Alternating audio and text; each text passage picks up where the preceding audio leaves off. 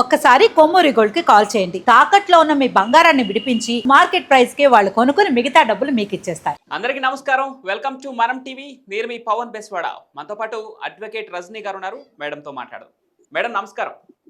నమస్తే అండి. కొడాలి నానికి లుకౌట్ నోటీసులు ఇప్పుడు ఇది చర్చనీయాంశం అవుతుంది. అయితే కొడాలి నాని ఏదైతే చంద్రబాబు నాయుడు జైల్లో ఉన్నప్పుడు ఏదైతే వ్యంగ్యంగా స్పందించాడో ఈరోజు అదే జైల్లో ఉండాల్సి వస్తుంది అని చెప్పి ముందే భయపడి విదేశాలకు పారిపోవడం కోసం వేరే అంటే తెలంగాణ వేదికగా ఆయన ఒక పాస్పోర్ట్కి అప్లై చేసి విదేశాలకు పారిపోతాడన్న ఒక సమాచారంతో ఈరోజు లుకౌట్ నోటీసులు జారీ చేశారా? అటు విమానాశ్రయాల దగ్గర నుంచి ఇటు ఓడరేవుల దగ్గర అందరికీ ఆదేశాలు ఇచ్చినట్టు తెలుస్తా ఉంది. కృష్ణా జిల్లా ఎస్పీ డిఐజీకి లేఖ రాసినట్టు తెలుస్తా ఉంది. దీనిపైన మీ స్పందన ఏంటి మేడం?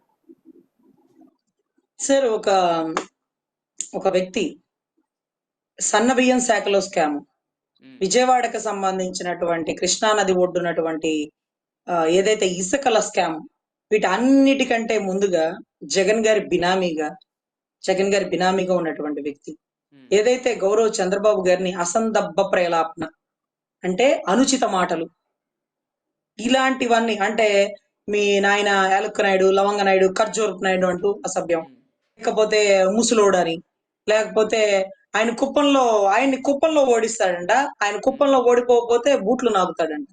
ఈయన గుడివాడలో గెలిచే దిక్కు లేదు, ఆయన కుప్పంలో ఓడిస్తానంటూ స్టేట్మెంట్. సో ఇటువంటి వ్యక్తి ఈ రోజు అనారోగ్య పాలైపోయినాడా?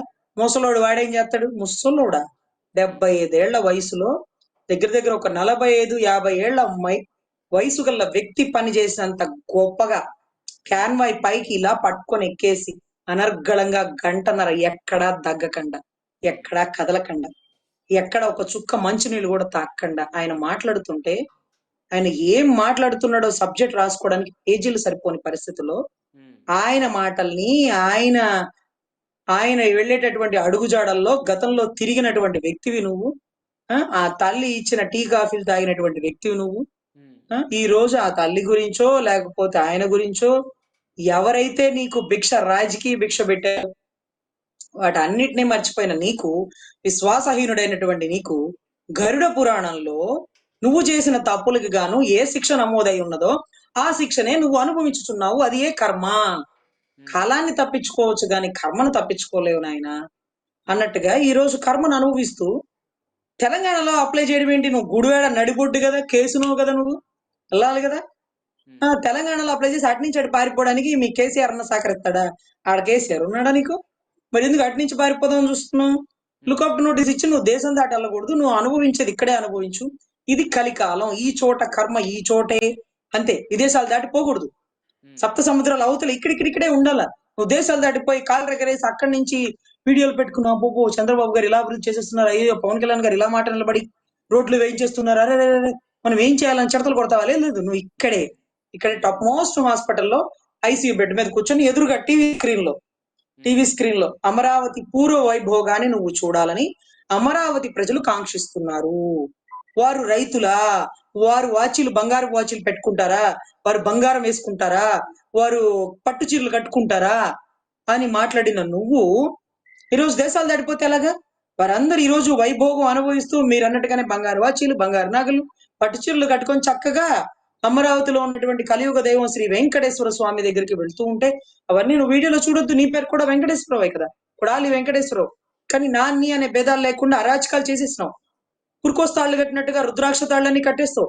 కానీ దేవుని నమ్మక కలియుగ దైవాన్ని నువ్వు అన్ని గుళ్ళలాగా ఇది ఆయన పెళ్ళం ఉందా, ఈయన పెళ్ళం ఉందా, మా జగనన్న అంటాడా అని జగనన్న మీద స్వామి భక్తి చూపించావు గాని మన ఇల వెలుపుని వదిలేసినావు.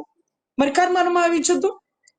కర్మ అనుభవించాలా లేదా అది ఇక్కడే అన్నట్టుగా లుకౌట్ నోటీసు దేశం దాటి వెళ్ళకుండా ఇక్కడ హాస్పిటల్లో ఇక్కడ లైవ్ చూడాల్సిందేనని ఆయన ఇక్కడ ఆపేయడానికి గల మెయిన్ ఇంటెన్షన్ అనుకోండి.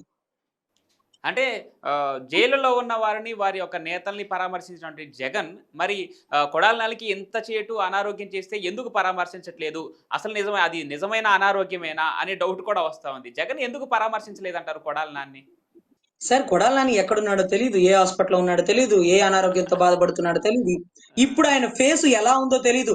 మొన్న వల్లభనేని వంశీ గారిని చూస్తే ఈయన వంశీ గారుల నాన్నగారా లేకపోతే వంశీ గారుల అన్నగారా లేకపోతే ఎవరైనా అనేలాగా తలకి రంగు లేకపోతే ఆయనే చూసి అద్దంలో గుర్తుపట్టలేని పరిస్థితి.